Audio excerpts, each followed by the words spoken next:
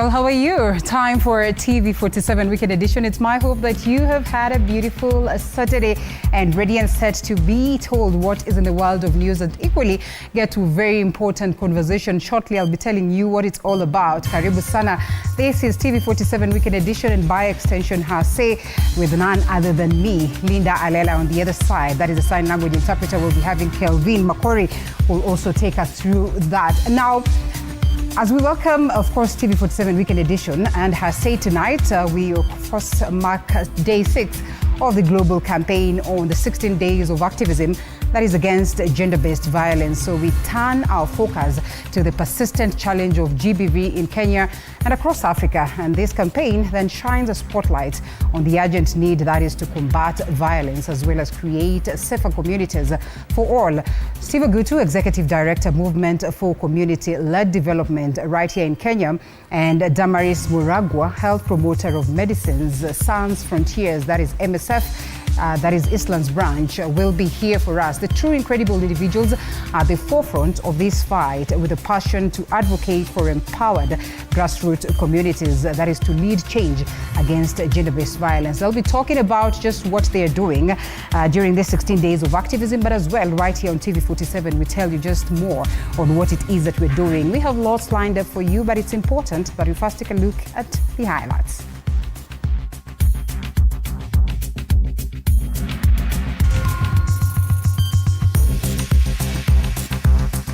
Tonight, because we will do even the impossible to make sure that normalcy resumes. 3 months, Moi University strike ends, staff sign return to work deal. The information from people who were there with him, they say that they saw him being bundled into an unmarked vehicle. And Kiambu MCAs have raised security concerns following the Limuru burial fracas as Bibirioni Ward MCA Christopher Ireri, who had gone missing, found in a coma. Murdered Deha Abdinur, whose body was boiled and dumped by killer Hashim Dagani, laid to rest at the Langata Cemetery.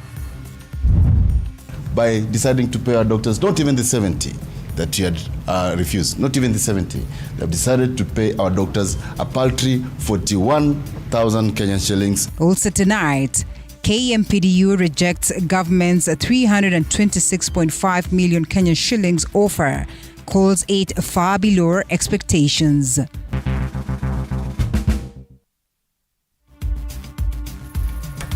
And TV47 Weekend Edition begins right now with this story. It's a bit of good news where tonight learning activities are expected to resume at Moi University on Monday next week. And this is after striking lecturers at the embattled institution signed a return to work formula with the Ministry of Education, of course necessitating their resumption of duty. And as Arnold Adidi now details, this turn of events is a great relief, that is to thousands of students at Moi University who for months had been victims of the back and forth between the lecturers and the university management. Take a look. I want to declare that the strike is over. After months of back and forth between Moi University lecturers and the institution's management over salary arrears accumulating to over 10 billion Kenya shillings, a breakthrough has finally arrived.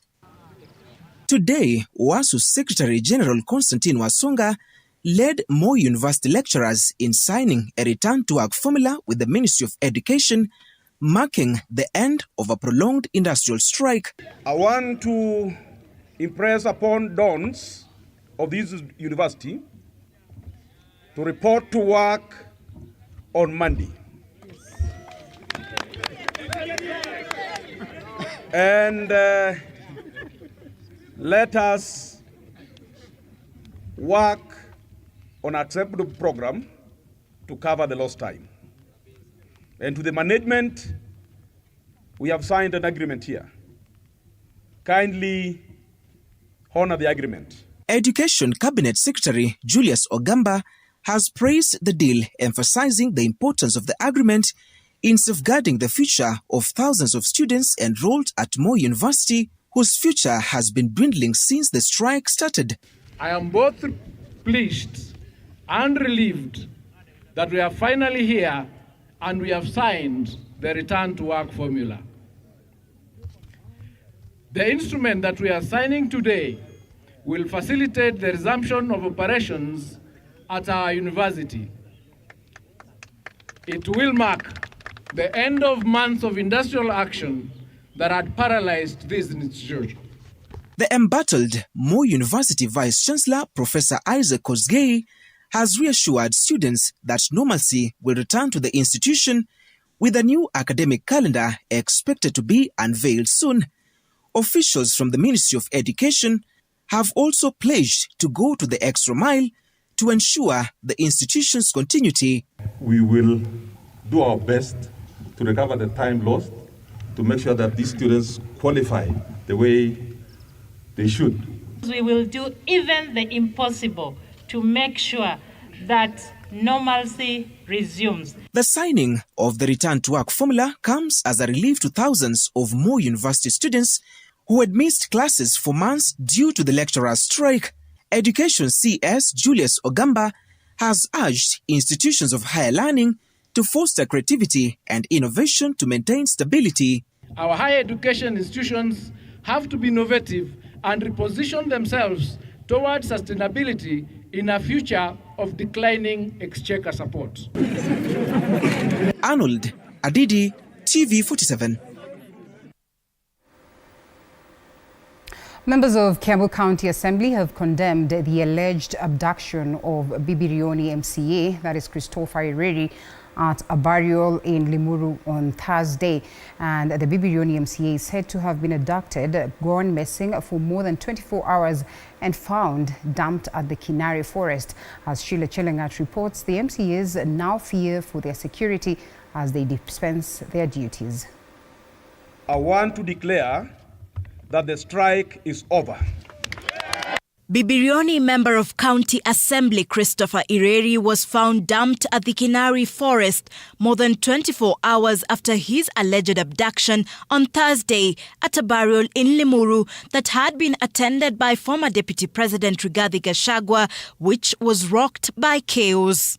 He was missing for close to 24 hours without trace, and nobody knew where he was. The information from people who were there with him, they said that they saw him being bundled into an unmarked vehicle. It is alleged that in the midst of the turmoil, Ireri was forcibly dragged into an unmarked vehicle and taken away at a breakneck speed.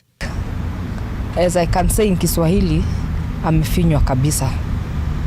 I saw him when he came here. He could not be able to speak. He could not be able to walk.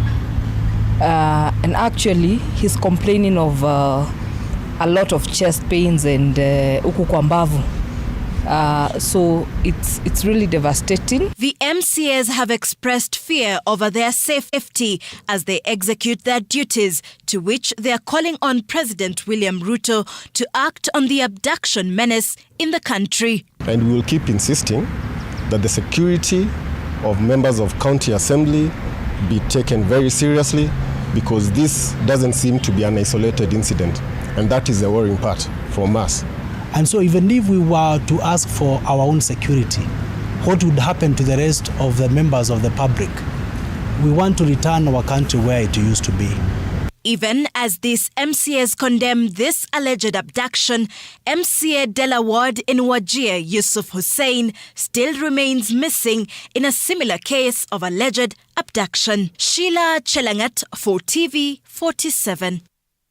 Continue to follow up on that developing story to keep you updated. And the Kenya Medical Practitioners, Pharmacists and Dentists Union KMPDU now maintains that the doctor strike might begin in December as earlier planned, as they decline the amount disbursed by the Ministry of Health this morning, saying the amount is way below what they are demanding for, as Elizabeth Atieno now reports. Just hours after the Ministry of Health disbursed 965.8 million Kenya shillings to settle stipends and arrears for interns in all health cadres, including medical, nursing, and clinical officers interns, the Kenya Medical Practitioners, Pharmacist and Dentist Union, KMPDU, now says the 326.5 million Kenya shillings disbursed to settle the medical interns' payment is nothing short of a disgrace to their profession. Hence, they are left with no choice but yet again down their tools. The ministry has released a letter or a notice that actually violates the tenets of that particular CBA. It has released a circular that makes every doctor in this country afraid even to work. So yes, we are deliberating. We've had a deliberation for the last 3 hours to discuss how are we going to go on the strike. And that shall be a STRIKE, a strike within this good December. And you can, my word is my bond, you can take it to the bank. Today, when you're coming to meet here, the incompetent minister wakes up and very early in the morning for the first time and does a press conference lying to Kenyans that they have released money and paid interns. Interns, in fact, we don't have a problem with the payment. We'll use that money to bring them to Nairobi. But we're disappointed that they don't have that money in the account, so they still can't come to Nairobi. However, the over 600 doctors who met in Nairobi for the special delegates conference seem to be divided on the step to take, as some oppose the strike, questioning its impact. Those people speaking like that are not our delegates, and we are just giving the courtesy and the purview of time. That's the hand of the government. Our doctors are united behind the union. That's politics being played. KMPDU officials maintain that a nationwide strike is the only durable solution to their long-standing issues. So please, government, you can PR your way, lie your way, but from this meeting, we are only coming with strategies of how to make this strike super effective. We will be shutting down every single thing.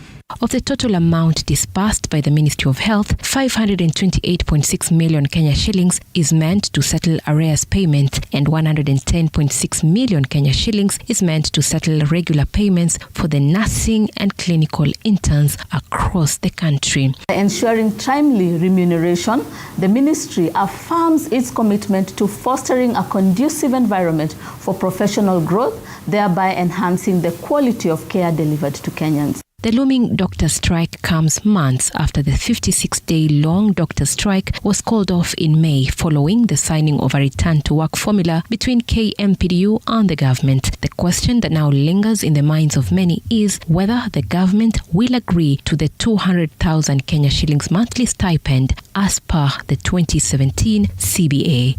Elizabeth Atieno, TV47. Thank you, Liz, for that. And the family of the slain Great Lake University girl, Deha Abdinur, gathered at the Langata Cemetery to lay their kin to rest. Deha Abdinur was reported missing on October the 23rd before the remains of her skull and bones were discovered at the Langata Cemetery. And as Samira Mohammed now details, Hashim Dagani, the main suspect in the murder of 3 women in Nairobi, Sicily area, confessed to have committed the heinous murder of Deha Abdinur.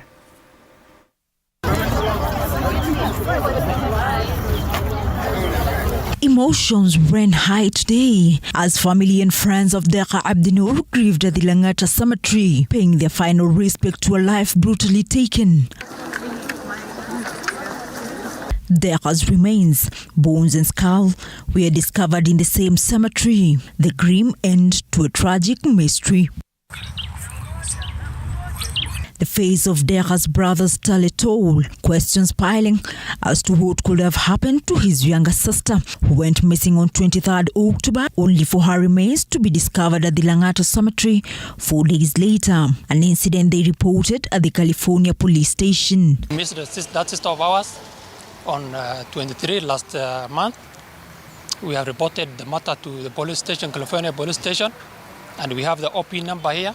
Hashim Dagani confessed to having single-handedly killed Deha Abdinur and chopped her body parts before disposing them at the Langata Cemetery. Hashim says he brutally murdered Deha because she knew he had killed Waris Dahoud, Nusweba Abdi and Amina Abdi. on 31st October at 6 a.m. Hashim Dakani is captured in a CCTV footage leaving a room in an apartment in Nairobi's Lavington area, where it is alleged that he carried out the callous murder of his fourth victim, Deka Abdinur. The family is now calling on the government and relevant authorities to expedite the investigations to ensure that justice is served to their slain kin. Requesting the police to give us justice since that sister of ours have been murdered very badly. Samira Mohammed for TV47, Nairobi.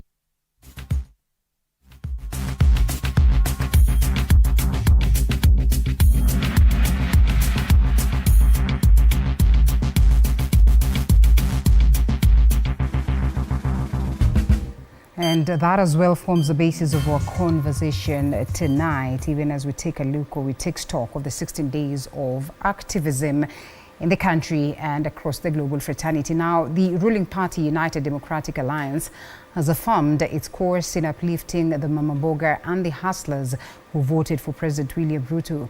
Communications Director Joshua Sang has insisted that the current administration will increase limit for Hustlers Fund, that is to allow people access more fund.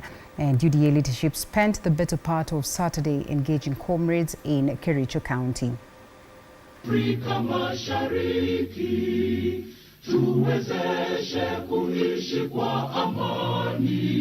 United Democratic Alliance leadership through Communications Director, Chief of Staff and Head of Public Service Joshua Sang has responded to claims that the Hustler Fund has not benefited Kenyans. In a quick rejoinder, Sang stated that the government is working on increasing the funding limit to allow small business owners to access more capital to expand their enterprises. So that Hustler Fund was to help you to meet your immediate need, ile hapa, so that unaendelea polepole. The government will launch soon. Yeah, it would go to the next step to launch ile watu wa kuomba pesa mingi, wale wa companies and the rest. But for now, it is for hustlers. He made these remarks during the Comrades chapter in Kericho County, where youth were given the opportunity to engage with the ruling party's leadership and receive feedback from the ground. Another relevant issue discussed was the plight of immigrant workers, particularly those living in the United Arab Emirates. This came just days after the Ministry of Labour announced a pause on exporting human labour to the UAE due to the high demand for jobs among Kenyan youth. Sang urged those struggling abroad to reach out to the Ministry of Foreign Affairs. Ilikuwa agency tu inashika mtu wewe unaenda naye hata serikali hajui umeenda wapi. Ukishafika huko ndio unasema nateswa hapa na kujua uliendaje, lakini kwa sasa serikali take over so that those who are going, they are known, their numbers are taken. The issue concerning the university funding model is still a thorn in the flesh as comrades continue questioning the government. Sasa tunasaidika wapi? Hata mimi niko private university na nasikia wanatupea 60,000 average kila mtu. Hakuna upkeep kwa wenye waliingia juzi. Sasa watasaidika vipi? Youth have been advised to take up active roles in politics and participate on matters governance. That you can go fight hard, be a member of the UDA, maybe structural branches from the grassroots, all the way even to those of us that hold offices nationally and push positive change in our society. That's why I want to plead with you, comrades. Join and register as many people as possible to be members of the UDA party. We have explained to you what our philosophy is. Paul Kilobi, TV47. So more on politics, and opposition leaders led by Wiper leader Kalonzo Musyoka have slammed Kenya Kwanza government over what they term as funding abductions and crime against anyone who is opposed to the ideologies and atrocities committed against Kenyans, including the recent event in burial event, or that is at Bibirioni, Limuru, Kiambu County, where former Member of Parliament Peter Mwathi and Bibirioni MCA, that is in Kiambu County, had a concern or were hurt at this very point. And of course, they threatened to take action against the government if they continue with abductions, urging Kenyans to be vigilant and come out to speak. That is against if anything against them is being done by the government officials. A popular regime does not want Kenyans to exercise their sovereign authority by electing leaders through by-elections and referendums, recalling unpopular elected officials or members, and properly preparing for the 2027 elections. Kenya Kwanza is preparing to undermine the people's sovereign authority and manipulate the next election. We will, of course, not allow them. Actually bought with taxpayers' money. We have said time and again that these are goons sponsored by the state, using walkie-talkies. No amount of denial by the Inspector General and the DCI will convince Kenyans that this is not the case. And I want to challenge Mr. Kanja.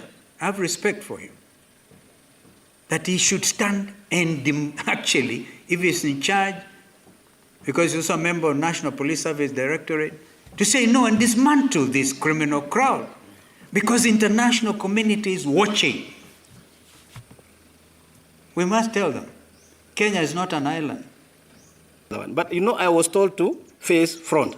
So sijui kama hii ingine inakuja ama ikuji, sijui, I'm only seeing hapa in between this guy and the driver. And therefore, when they said, yes sir, copied, wakapiga brakes, gari kasimama, they told me, toka umbwa wewe. And so I got out in the middle of nowhere. Mimi sikuwa na nyumba, sikuwa na nini.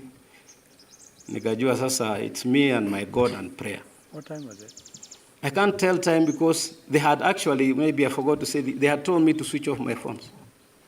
And I had switched them off. And I couldn't, because now you have been put somewhere, it's dark. You don't want to attract the attention of somebody, probably, aone mwangaza ya simu. You want also to move in the dark somehow. And so I didn't. So tonight, the impeachment of former Deputy President Rigathi Gachagua has raised his political profile to a formidable opposition leader in the wake of his exit from the Kenya Kwanza government coalition. And since his impeachment, Gachagua has carved out a loyal following in the Mount Kenya region, capitalizing on his ouster and making the Mount Kenya region an opposition zone against the Ruto administration. Apollo Kamau reports on President Ruto's political miscalculation that handed his former deputy a political lifeline.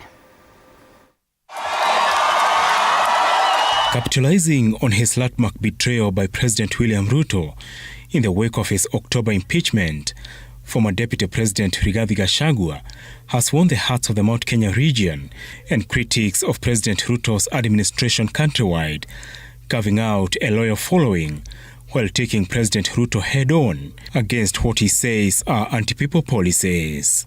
I have more peace of mind than those in government. I have more peace. Si mimi nimekuja hapa nimekubalika. That is the joy of a leader. Sasa wewe ukiwa kwa kiti, ukitumana condolences watu wanasema isisomwe. Sasa uko kwa kiti ndio, lakini raia wanakataa. Let us listen to the people. This past week, Gachagua went bare-knuckled on the president on the Adani deals, the recent wave of abductions, opposing new tax proposals, and reminding President William Ruto of failing Kenyans on the Mama Mboga promises during their 2022 election campaigns. Tukasema tutatoa watu kutoka bottom waende hapo. Kuna mtu alitoka chini kwenda juu? Muko chini ama muko juu? That is the issue. Those were the issues. Those are the issues I was telling the president. Let us listen to the people.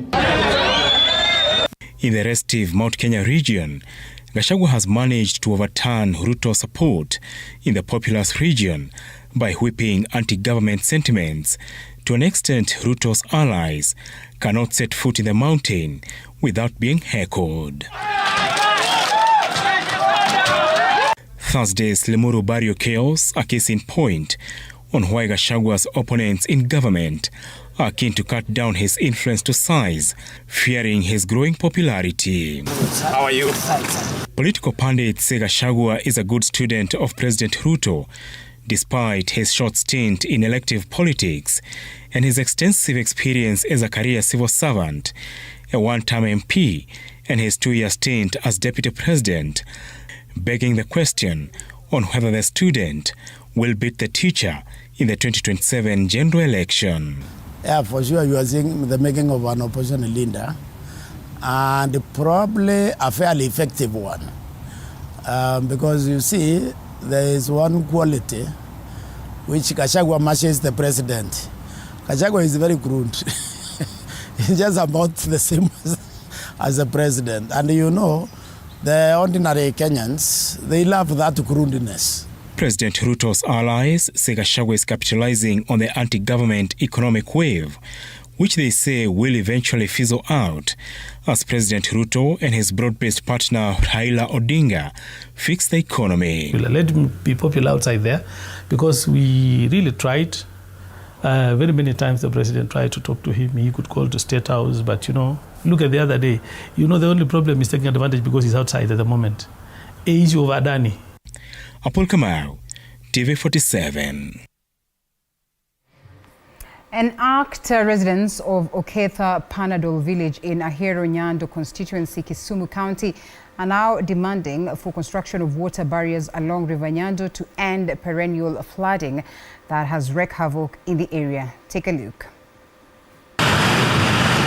Ahero region in famous Nyando constituency is once again hit by a disaster. Tujui hii maji inatoka wapi kwa sababu hii maji inakuja kila wakati hata kama unalala. Ahero is one of the hardest hit areas in Kisumu by the floods in what locals have described as one of the most devastating acts of nature. The floods have ravaged the region, wiping out essential commodities and livestock, leaving the community in a state of despair and uncertainty. Palipakulalia tunahangaika na watoto, maji mejaa kwa manyumba, choo hakuna, malazi zimeenda, watu wengine malazi zao zimeenda, watoto wengine wanagonjeka, hata makuku zimeenda na maji, makondoo, mang'ombe zimeenda, hata vitabu zote zinaendanga na maji. Mtoto akifungua shule unaanza kununua vitabu mpya.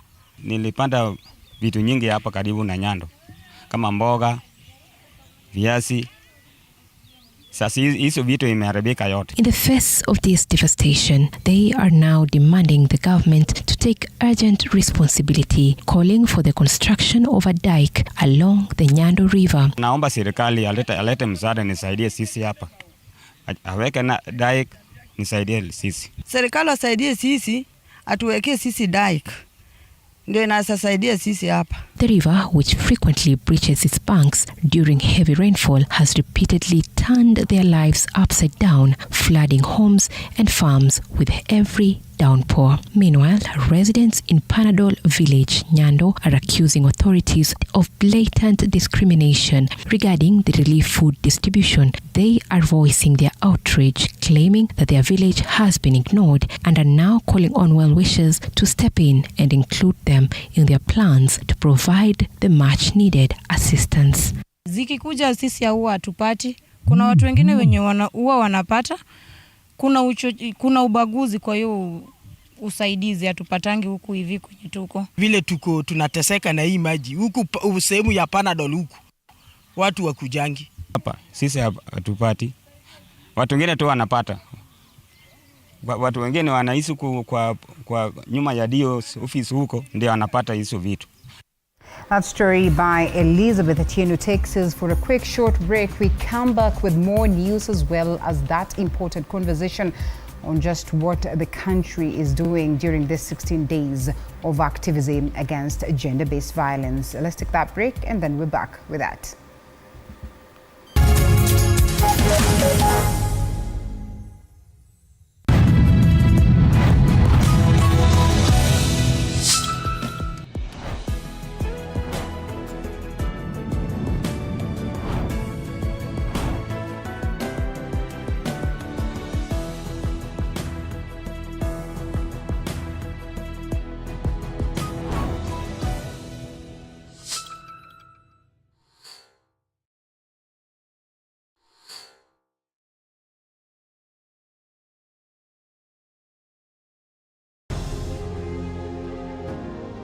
Vile unavyojua watoto wengi sana hawana namna. Mimi ningependelea watoto wasome. I'm here to stress on education. At the same time, let us actually to any kind of sport that we are doing. Sport speaks the best language to everybody. Tunataka tutafute talents, zile raw talents kutoka kule nyumbani mashinani mahali tuko leo. Hizi mbio za Chepsaita, like all other sports, zinaleta watu pamoja. We want to use this event to uplift the lives of the community. Anafurahia hii mchezo sana. Hata sikaange naambianga watu tuende Chepsaita. Wanafunzi wakimbie ili wakuze talanta ya mbio ama kuhimiza tena elimu. This is the place to be. Hapa ndipo mahali wanastahili kuwa tarehe 7. Wale watoto walikimbia last year, wamekimbia mpaka wamefuka mipaka zetu za Kenya.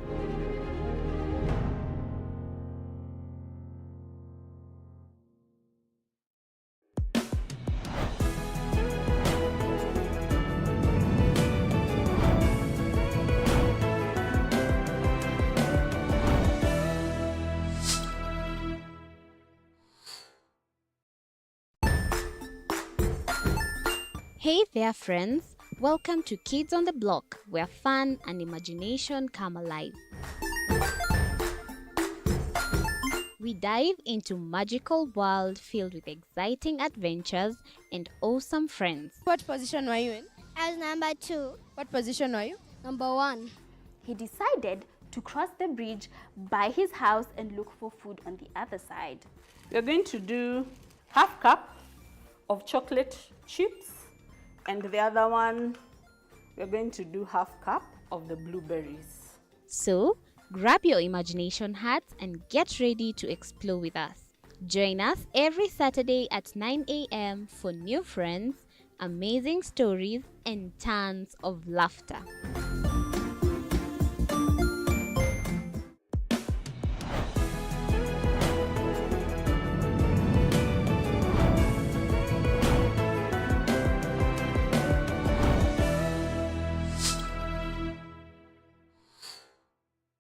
Join us as we explore the journeys of those who defy the odds and break barriers. We dive deep into the stories of triumph. Sometimes when parenting a child with a special need or whatever disability, family life becomes a bit complicated and you may end up raising the child on your own.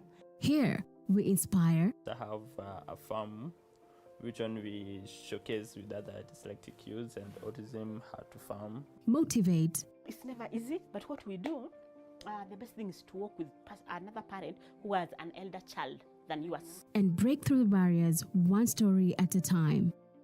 Push your boundaries beyond the limit. Saturdays at 8 p.m.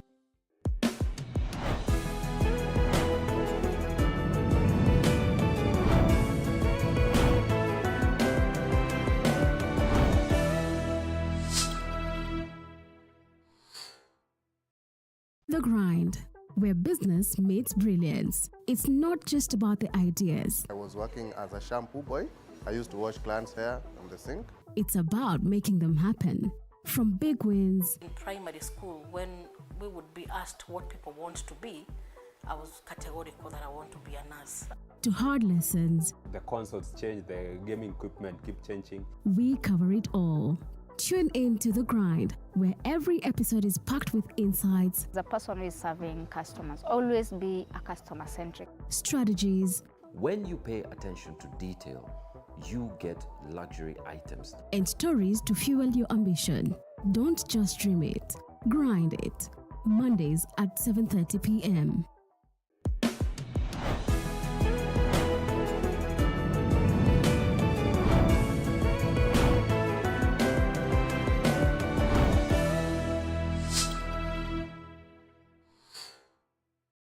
Jiunge nasi tunapoangazia safari za viongozi bora.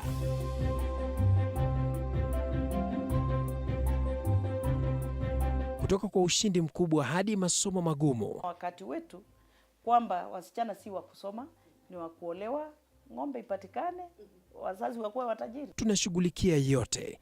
I wish I were a better investor. My parents taught me how to look for things for myself. Tazama Mfahamu Kiongozi, ambapo kila kipindi kimejaa maarifa, mikakati na hadithi za kukuza azma yako. For me to succeed, I have to fight. Kila Alhamisi saa 1:30.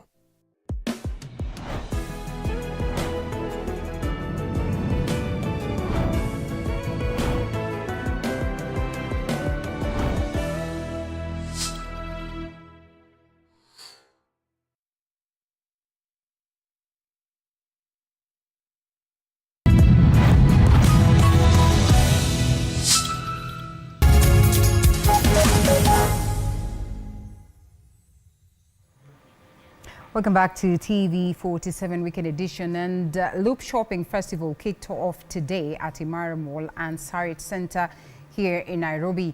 The shopping festival brought together merchants and buyers, enabling loopers to celebrate their love for deals in November as festive season approaches in December.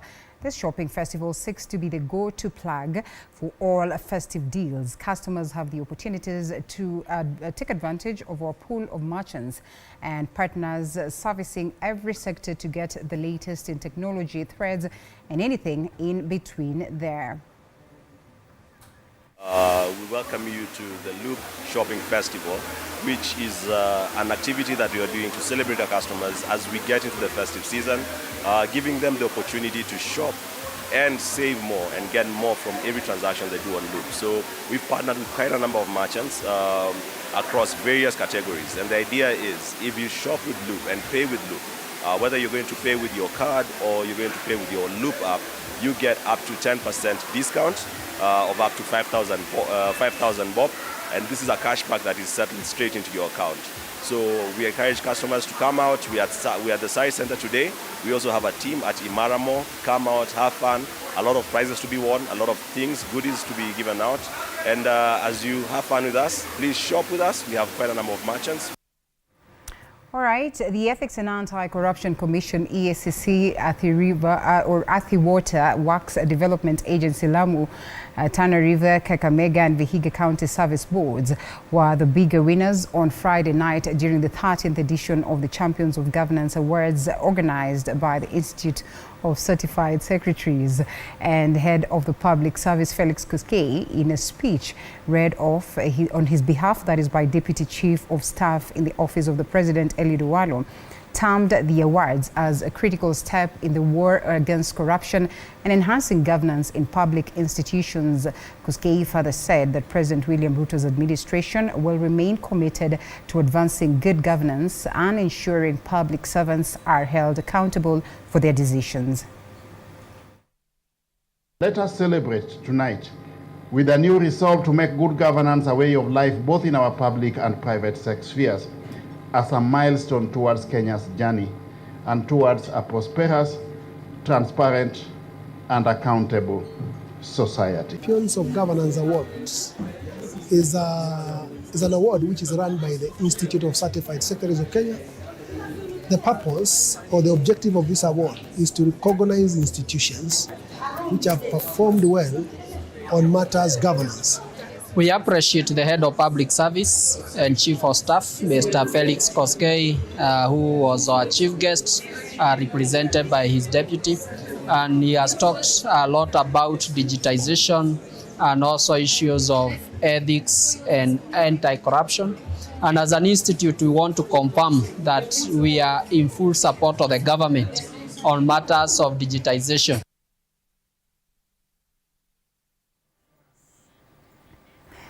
Well, come at the hour, if you want to call it the minute, it is time for her say.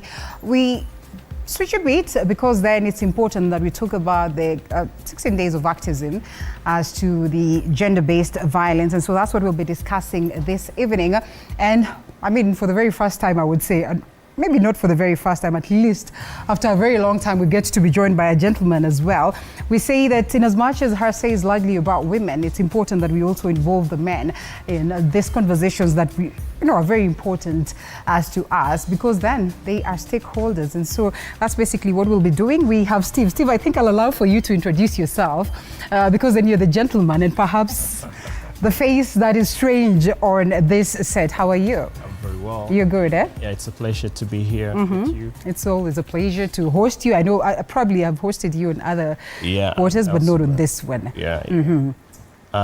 So, of course, I'm Steve Ogutu, and I'm with an organization called the Movement for Community-Led Development, which is it's a global network of CSOs, or civil society organizations that's championing the localization of SDGs. Basically, working with governments and funders across the world to ensure that communities are put at the center and front of development. Okay. Or what we call here the bottom-up development. All right, karibu sana. Thank you so much for creating time. And now that you're here speaking about gender-based violence, most of the times there's always this feeling that when we're talking about gender-based violence, largely it's about women. Right. And I think that is not it. And so we'll be getting into that just to get to understand what it means, especially when we involve the men. Right. Your Honor, salimia watu. Tell them who you are, where you come from, and why you're here. Thank you so much. My name is Damaris Moragua. I work with MSF. MSF is Medicine Sans Frontiers, a French word meaning Doctors Without Borders.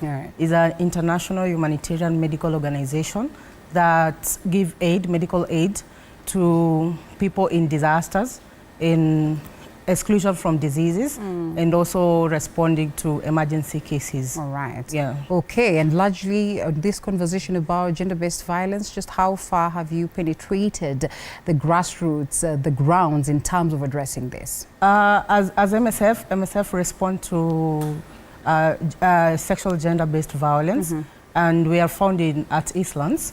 But MSF Eastlands project, we also have Tumaini clinics that respond to cases of sexual gender-based violence. So with gender-based violence, MSF specifically do sexual and gender-based violence. Yes, I know gender-based violence is a wide topic, but we narrow it to sexual and gender-based violence. All right. Yes. Largely when we talk about this, I think I started by saying that we tend to feel like, all these, heinous acts are meted upon women, which is probably not the case. Just how different are you approaching this year's 16 days of, activism towards gender-based violence, especially, in getting the community to understand, creating that awareness that this is not largely about women and perhaps just taking it beyond? Yeah, true. With MSF, yes, we want to narrow it down to the community to help people to speak about it, because this is something people don't speak about it because it has a lot of stigma and discrimination. So it is important we address these issues the way it is, because both genders are being affected, both men and women, but to find majority are being female. Okay. Like for instance, in our project, the MSF project, from last year, November 2023 until today, 2024, from last year to this year, November 2024, we have received 4,258 cases of gender-based violence, and 3,510 are for sexual violence, and majority are women. Yes. That's huge, eh? Yes. That's quite huge. We'll be coming back to that. But now that she brings stats on board, just what is the status of gender-based violence and equality, if you want to say, that is in Kenya and, say, Africa? Right. I think she's pointed out very, very good statistics and picture in terms of the reality of gender-based violence in Kenya. Reports by UN suggest that, for every woman, chances of for every 3 women, right, one of them has to experience some form of gender-based violence throughout their life cycle, and that is a crisis. We've seen it here in terms of the femicide that we have been experiencing in the country. We've seen cases of early marriages for girls. We have seen cases of rape and all forms of gender-based violence. And it's really sad that is happening in this decade, in this particular time. When you think that these are very backward things that shouldn't really be happening in present time. But when it comes to issues of gender equality, I think we have made some progress as a country or as a continent, right, but we still have a long way to go. There's a report that just came out the other day by the Africa Development Bank that suggests that when it comes to gender index, in terms of how we are performing as a continent, we are still at about 50%. So it means that women are still left behind in terms of how we design and implement our development policies as governments in Africa. And I think we have to really change that.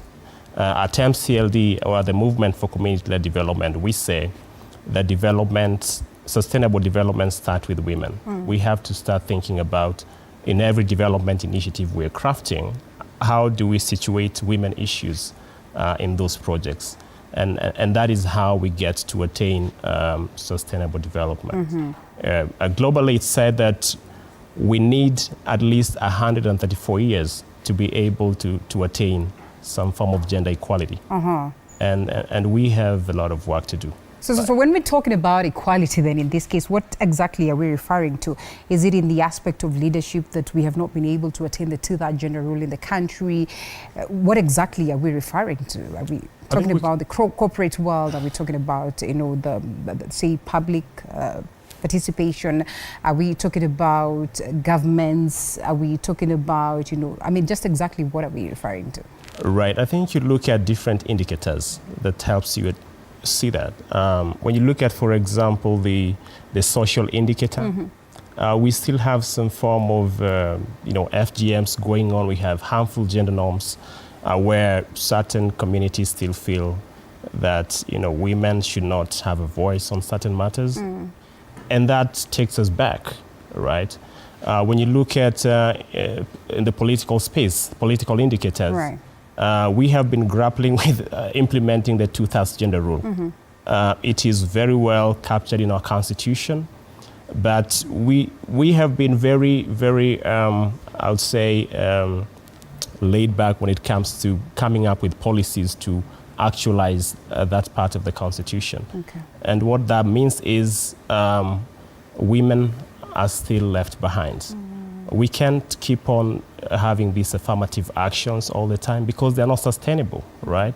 We have to create an environment where, you know, women are able to thrive just as much as men do. When it comes to the economic indicators, we know for sure that you know, men still earn more than women in most cases. And yet they do the same job. Look at the care economy, for example, where the roles that women play, you know, they wake up early in the morning by 4 to prepare your kid to go to school, you know, you go to shamba and do all these domestic chores. When you convert that into monetary terms, it's a lot of value. And so I think we have a lot of work to do, and as a country, we must rethink our strategy and our policies in terms of gender mainstreaming and, most importantly, women's socioeconomic empowerment. All right. Damaris, what do you suppose then would be the biggest challenges for us to attain some of this important, you know, like just say we are on the positive side of these indicators that Steve speaks about, and more so when it comes to the question of just addressing gender-based violence, especially these hideous acts that are meted on women, basically now that we're talking about Hasi, but generally, what are some of the obstacles to us addressing concerns of gender-based violence and say that, you know what, these are then officially games of the past?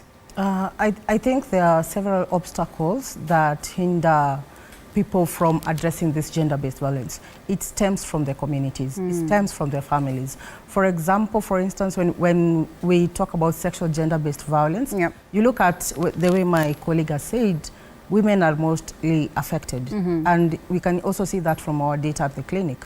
Because, for example, for the 10 survivors that we have seen in our clinic, for every 10 women who are coming to, for every 10 people, 9 are women. So it means women still are very vulnerable in the community. But you get, we have obstacles like stigma and discrimination within our society. People are not supporting women who are being discriminated. And also we find, for example, even children, when we look at women and children are being violated. 60% of the cases that we have are children. It is because of the stigma, it is because of the social cultural things that we do have. People don't want to talk about it. People hide these things because they feel shameful. Because, for example, when someone has been sexually violated, and when I come to you, for example, I said, I was sexually violated, how will you see me? If it's a man who has been violated, will he or she, will he be able to talk about it? Will he be comfortable even to talk to his fellow men, telling them that I was violated? There will be, there's no support from the community. And also when we look at the environment that we are living in, are there support systems in terms of the referral pathways? Where do these women go? All right. Yeah. Specifically to MSF, what interventions have you provided? And I mean, what then would be the long-term solutions to some of these concerns? I think when we look at sexual gender-based violence, it encompasses a lot of things. MSF, we do provide medical care to survivors of sexual gender-based violence. That is medical care, psychosocial support, psychological support, and also counseling. And apart from that, also we do health promotion in the community, because as much as people are coming to the facility, they need to know the importance of coming to the facility. They need to know the importance of going to hospital. They need to know about how to take care of them. Right. So we do have health promotion within the community. We do go to schools to talk to empower children. We do empower the parents, and also we do male involvement for men to speak out, for people to support survivors of sexual and gender-based violence. Okay, lots of effort put towards addressing this, Stephen, and you talk about the reports that have been out, data that is out across every other time we're receiving this. And then we want to ask ourselves, are we on the right track? Because then if we're going to have all these activities ongoing, the 16 days of activism, beyond that, there's always monies that are being channeled towards addressing gender-based violence, across the global fraternity. Yet we still are here saying that there's still so much that needs to be done. Would we say we are on the right track? I'll say that if you look at where we are now and we look 3 decades downwards, I think we have made some progress. I think there are moments in this country where it was very impossible or difficult to find a woman, for example, in the cabinet. But we see that. We see a lot of women getting into political leadership, and that is encouraging. We see women taking up and very, very much excelling in STEM courses and things, and businesses and things like that, and that's very great. But I think that we still have a lot of work to do. I think the parts of this country where harmful gender norms are still holding women back. Cases of FGM are still present with us. And those are challenges that we have to address. I think that as a country, we may need to maybe relook at our gender mainstreaming policies and find ways to integrate, gender result frameworks, so that we are able to measure really how we are performing in terms of our efforts to mainstream gender. Not just in the public service, but across also in the development space. I think there's need for the government to avail a lot of funding. I think most of the funding that we get that goes toward issues of GBV and gender issues are largely from the donors, right? But I think the government must create a budget. We play the devil's advocate and say that the president, I'm sorry to cut you short, released 100 million shillings the other day towards addressing femicide. Even as you speak to what it is that the donors give us, what do you make of that? And I mean, just what needs to be done to address the femicide cases that we witness that come at a time when we are again getting to that space of the 16 days of activism? It's an irony. Right. And I started by saying that we acknowledge that the government has done quite a bit. There's progress. But I think we also recognize that there's still gaps that need to be filled. And I think when it comes to the issue of femicide, we shouldn't even be here talking about that. I think it's really unfortunate.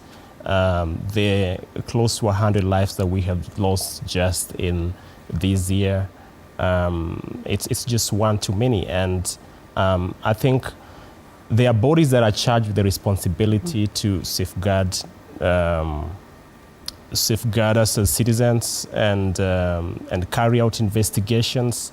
I hope that can be done and perpetrators of these heinous acts can be brought to book. Right.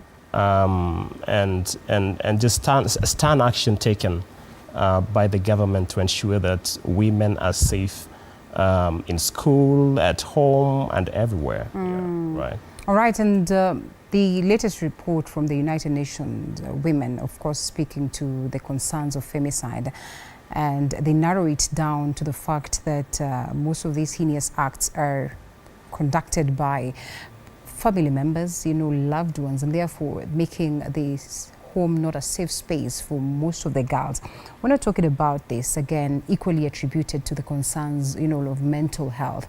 What are some of the things that you're doing as MSF towards addressing or perhaps providing medical and psychological support across? For what MSF is doing currently for survivors of sexual violence, sexual gender-based violence, we do have, we're working in collaboration with the Ministry of Health. We have centers called Tumaini clinics. Tumaini meaning hope for survivors of sexual and gender-based violence, that we know that we have the Tumaini clinics in different areas. We have at Dandora Youth Center, we have at Mama Lucy Kibaki Hospital, Kasarani Health Center, and also at our clinic, Lavender House Clinic. So MSF, apart from providing the medical care, we support survivors of sexual and gender-based violence in psychosocial support. As much as this, it cannot be seen, because the physical thing you can see, but inside the mentally, once someone has been sexually violated, it's difficult to see the wounds they have. So supporting them to heal, to come in terms with ACT, we offer psychosocial support, and also working in collaboration with other partners. We also provide, we also refer cases in terms of protection, especially when it comes to children. And as you've said, majority of these cases are performed by people we know, because as from the clinic that we have, 60% are people that we know. They're not strangers. And majority happens by our loved ones. For example, like children, cases of incest in our homes. That is why when it comes to reporting such a case, it's difficult, because, for example, it's a father who has violated a child, and then the father is the breadwinner. Then it's very difficult for this mom to stand with a child, and because she knows when I report such cases, what happens to me next. So it is important we value, we have value for our children also. Yes. And also, we also we offer, as much as we're providing the medical support, we do medical legal, in terms of we do go to courts as medical witness to affirm that this is the client that came to our facility, and these are the findings that we got. So we work with the survivor. Yes. All right, and we are at this phase of the 16 days of activism. Just how significant and important are these days, and even just taking the conversation beyond the days? Right. I think the 16 days of activism against gender-based violence is a key moment, key global moment, for different actors to just pause and reflect, look at what is working, what is not working. In terms of programs that we have around tackling gender mainstreaming and GBV issues. It's a moment to also raise awareness that, hey, we have made progress, but we still have femicide happening in Kenya, and bold actions need to be taken. And therefore, I think as a country, it should present a moment to us to rethink where we want to go in terms of issues to do with gender mainstreaming. Like I said, the 2/3 gender rule is still hanging out there. and we don't see any meaningful action toward implementing that. Anytime we see the debate being taken to Parliament, there's always a quorum issue, right? And I think that has to take a very deliberate, bold move by the president and the leaders of this country to make that happen, including party leaderships. When it comes to the issue of femicide, I think I like what the president said the other day. He came out and addressed the nation, and I think that was great. But what we need to see is bodies that are charged with holding these perpetrators to account, like the DCI and the National Police Service. They really have to, do their job and get these perpetrators to book. But I think broadly as a community, we have to really try and get rid of these harmful gender norms.